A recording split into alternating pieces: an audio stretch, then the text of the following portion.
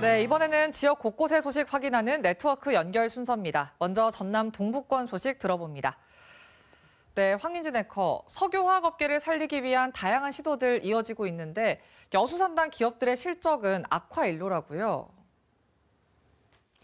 네, 그렇습니다. 전남 광주 행정통합이 침체된 전남 동부권 산업 생태계에 새로운 활력을 불어넣지 않을까 기대가 커지고 있습니다. 이런 가운데 여수산단의 지난해 4분기 기업 실적도 적자를 이어간 것으로 집계됐는데요. 석유화학 산업 사업 재편 구체화도 늦어지면서 현장의 불안감만 커지고 있습니다. 보도에 손준수 기자입니다. 여수 국가산단에 입주한 석유화학 기업들의 실적 부진은 지난해 4분기에도 이어졌습니다. LG화학은 영업 손실이 4,100억 원을 넘어서며 전년보다 적자폭이 더 커졌고 롯데케미칼도 영업 손실 4,339억 원으로 적자를 이어갔습니다. 흑자를 유지해온 금호석유화학도 4분기 영업이익이 10억 원대에 그쳤습니다. 실적 악화의 여파는 근로자들의 급여에도 영향을 미쳤습니다. LG화학 여수공장은 성과급을 지급하지 않기로 했고 호봉에 따른 급여 인상분 지급 유예도 검토 중인 것으로 파악됐습니다. 롯데케미칼과 하나솔루션 등 기업들도 성과급 지급이 불투명합니다. 이런 가운데 여수산단 석유화학 기업 사업 재편도 속도를 내지 못하고 있습니다. 167만 톤 규모의 나프타 분해시설 설비 감축과 LG화학과 GX칼텍스 합작법인 설립 등은 구체적 계획 발표도 미뤄지고 있습니다. 한 전문가는 정부가 보다 확실한 지원책을 먼저 내놓아야 한다고 지적합니다. 끝까지 버티고 있는 기업들은 그거에 수혜를 보게 되는 게 아닐까 싶습니다. 확실하다라고 이제 해줘야 기업 입장에서 좀 더 하기는 편하겠죠.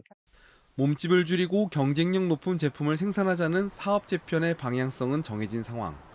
하지만 그 규모와 지원책을 둘러싼 정부와 기업의 눈치 싸움 속에 석유화학 산업 현장의 불확실성만 더욱 커지고 있습니다. KBS 뉴스 손준수입니다.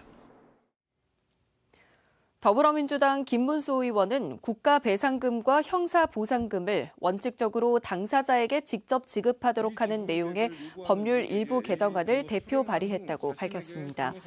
이번 개정안에는 국가배상금을 대리인이 수령할 경우 공증을 받은 위임장을 제출하도록 하고 지급기관의 권리자 사전통지 의무 등을 명문화하고 대리인이 지급을 청구하면 검찰청이 반드시 본인에게 지급 사실과 금액 등을 통지하도록 하는 조항도 포함됐습니다.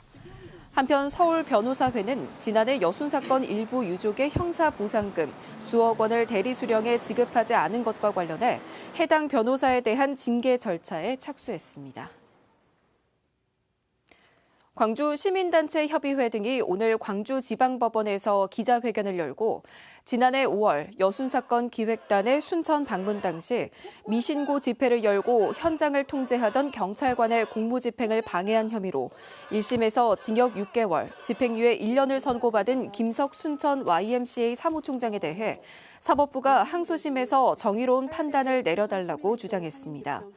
이들은 당시 김석 사무총장의 활동은 여순 사건을 반란으로 왜곡하려 했던 행위에 맞섰던 정당한 시민행동이었고 1심 판결은 여순 사건 진상규명을 이어온 시민사회에 내린 무거운 형벌이라고 덧붙였습니다. 순천시가 우주항공산업 육성을 위해 한국과학기술원과 업무 협약을 맺었습니다. 이를 계기로 순천시와 한국과학기술원은 우주산업 생태계 조성을 위한 학술 교류와 국책 연구 개발 사업에 협력하고 관련 분야 인재 육성에도 힘을 모으기로 했습니다. 순천시는 2030년까지 항공우주산업 거점 도시를 목표로 5개년 육성 기본 계획을 발표했으며 대전에 이어 두 번째로 누리호에 위성을 탑재하기 위한 자체 위성 개발에 착수할 예정입니다. 지금까지 순천에서 전해드렸습니다.